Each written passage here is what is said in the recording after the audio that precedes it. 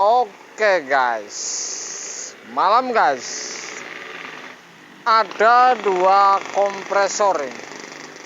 Jadi ini berbagai macam cara ini, sebuah teori tapi saya akan praktekin ini. Satu ini kompresor evap satu pintu tapi dua pintu, yang sap lama, kemudian yang satu lagi nggak tahu rimbanya, artinya ini dari rongsok. Jadi ada dua ciri-ciri fisik ini. Kalau yang R12 seperti apa ciri-ciri fisik kompresor, kemudian 134, artinya ini lebih banyak ciri-ciri 12 ini seperti ini, seperti ono. Saya akan unggah ini di atas 90% ini, karena saya sudah perhatikan dari lama bahwa R12 ini kompresor misalkan sudah hilang tulisannya, ini ada ciri-ciri fisik. Kemudian kalau misalkan seperti ini kasusnya, datang kompresor nggak tahu rimbanya, ciri-ciri kabel kalau misalkan biru oranye ini hampir di atas 90%, ini juga kompresor sap. Biru dan oranye ini hampir di atas 90%, ini bekas kompresor kulkas sap. Saya akan unggah juga ciri-ciri kalau oli ini masalah di kompresor, pernah hidup lama ampere tinggi, atau misalkan bocor kondensor, tidak ada freon, dihidupin terus menerus. Kalau misalkan beli kompresor tidak tahu rimbanya, ini bisa dibaca lewat oli. Jadi oli ini bisa untuk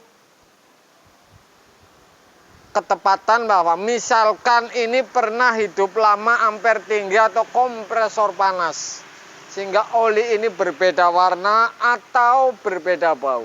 Saya akan tes dua kompresor ini. Satu ini kemungkinan ini R12, yang satu 134. Ini sap semua karena ini biru dan oranye. Kulkas sap semua ini.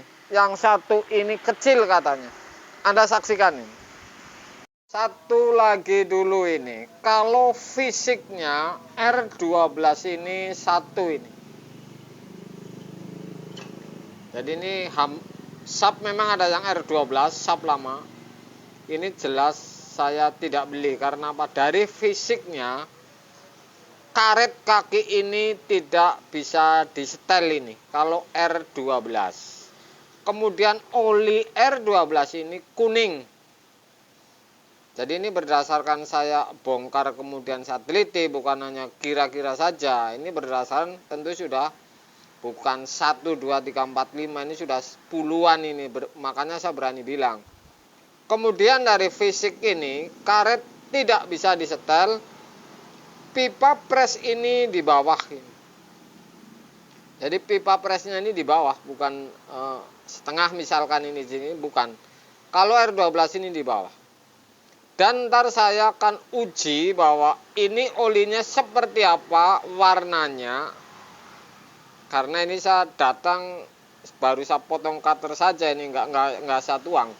Kemudian kabel ini warna biru kuning, ini sap, oke. Kemudian R12 ini sedikit miring ini di atas kompresor ini miring ini. Kemudian dari tutup ini seperti ini. Jadi ini ciri-ciri R12. Ini misalkan hidup normal pun saya ini nggak berani beli karena sudah kapok dengan kompresor R12. Jadi saya sudah kapok. Tapi tetap saja saya akan unggah ciri-ciri olinya ini. Satu lagi ini sap yang dua pintu tapi evapnya ini satu pintu ini dengan kode seperti ini. Oke. Dan ini masih ori, masih segel, kabelnya saja tetap saja kalau sap ini yang lama ini biru dan oranye. Oke, saya akan tes ampere dan tekanan. Saya akan tuang oli dulu ini. apakah olinya ini R12 sesuai nih. Yang jelas ini saya nggak mau beli ini, karena kalau dari data ini misalkan saja ini warnanya kuning kemudian baunya sudah sedikit gosong, ini berarti pernah panas ini mesin. Saya akan tuang oli.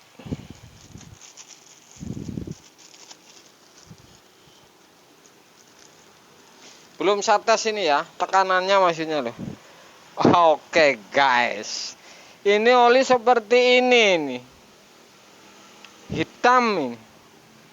Apakah ini gulungan yang gosong atau pernah ketusuk kemudian hidup terus menerus? Ini oli sampai seperti ini. Saya akan cek coba ini bau gosong atau memang dari kebocoran diafab ini. Makanya kalau beli kompresor ini mau tidak mau, walaupun dengan jari ini harus dituang, ngelihat olinya seperti apa ini, masih bening atau hitam ini.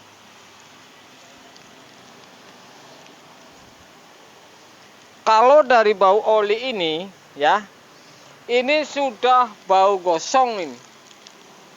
Sudah bau gosong ini. Jadi pernah hidup ampere tinggi ini. Atau bocor dihidupin terus berhari-hari atau bahkan minggu, tidak dingin tapi dihidupin terus. Ini bisa jadi kasusnya seperti ini. Oke, ini sudah satu ini R12 ini, kalau prediksi saya di atas 90%.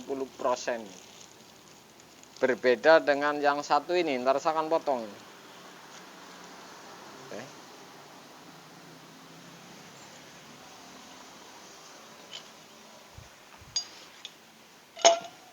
Ini kalau cek oli ini shaftnya ini dipotong semua, jadi gampang keluar ini.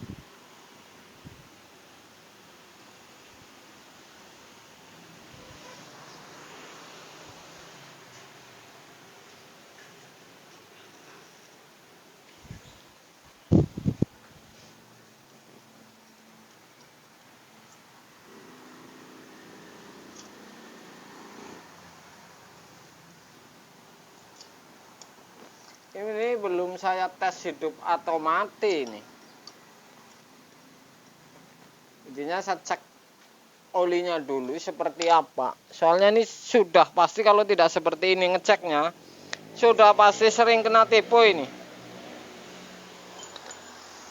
Saya akan tuang lagi olinya. Oke.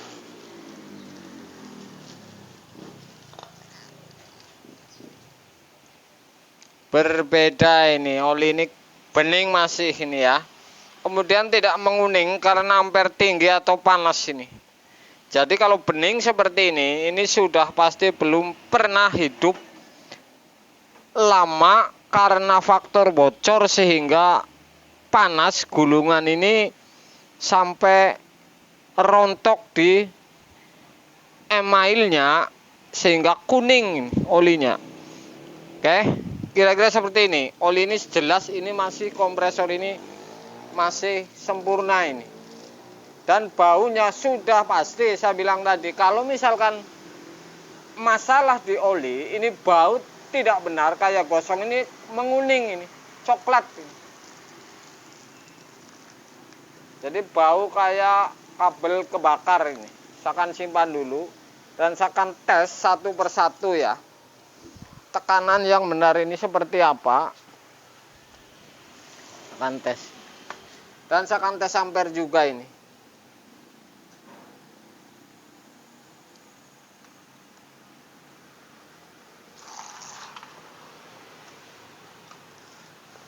Oh, ampernya ini. Enggak tahu kontak bodi atau tidak, saya pegang coba tes.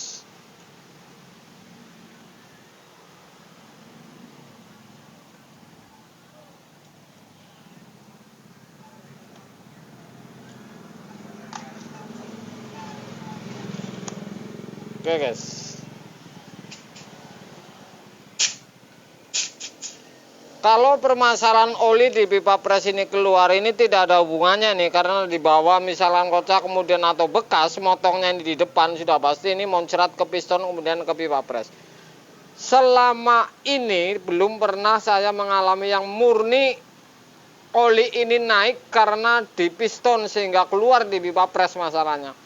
Hanya pernah saya bilang, satu-satunya saya pernah menemui. Ini ampernya berarti tinggi ini. 01 ini. Yang sub yang satu pintu F-hub-nya, tapi kulkasnya ini 2 pintu. 43 ini kodenya ya. 43. Kalau 52 itu. Kodenya 43 ini. Ampernya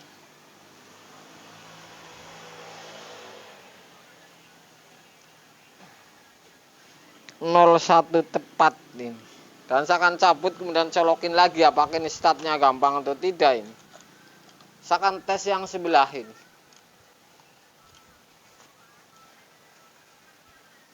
Saya akan tes yang sebelah, yang R12 tadi. Ya, apakah ini hidup atau tidak ini. Saya akan catok ampere juga. Jadi kalau ngecek seperti ini, misalnya beli kompresor second ini, ia pun meleset ini hitungannya sedikit ini.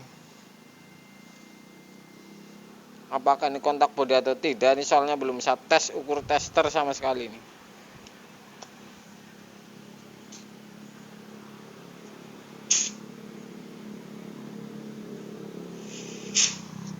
Ini ampere tinggi juga nih 06 ini. 07 ini. Tinggi juga nih ampere ini. Ya.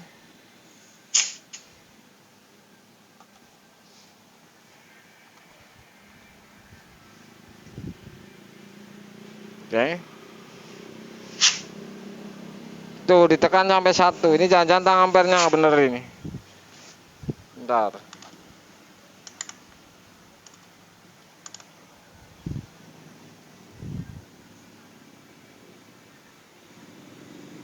Nol 06 ya.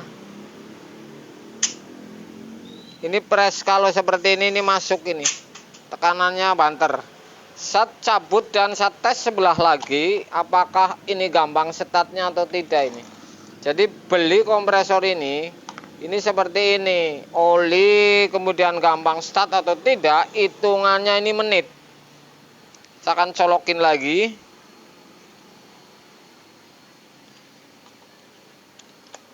Oke, ini gampang start ini. Nggak ada hubungannya nih, olinya gampang ini, tinggal digebres-gebres habis sudah, karena ini oli kan sudah dituang. Berarti ini oli ini di depan piston kemudian keluar ke pipa pres. Jadi ini aman-aman saja ini. 1,1 ini. Ya. Apa benar ini? 1 hampir 1 ini. 1 koma ini.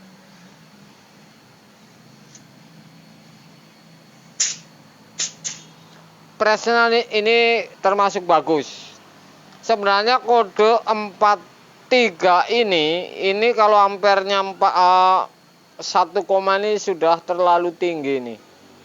Oke, tapi saya akan ini ragu-ragu apa tang ampernya apa memang dua-duanya ini tinggi semua ini. Kira-kira seperti itu. Kalau dengan feeling tanpa tang ampere ya cek press, cabut hitungan di bawah berapa menit lah, di bawah 5 menit colok lagi ulang. Startnya kompresor gampang. Ini kompresor berarti ini bagus. Gulungannya ini yang bagus. Jadi start gulungannya ini masih tidak bermasalah. Ini R12. Ini 134. Oke.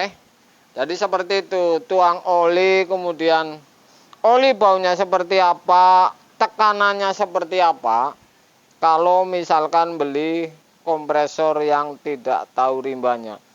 Kalau seperti ini cara ceknya, ia pun meleset prosentasenya ini sedikit ini.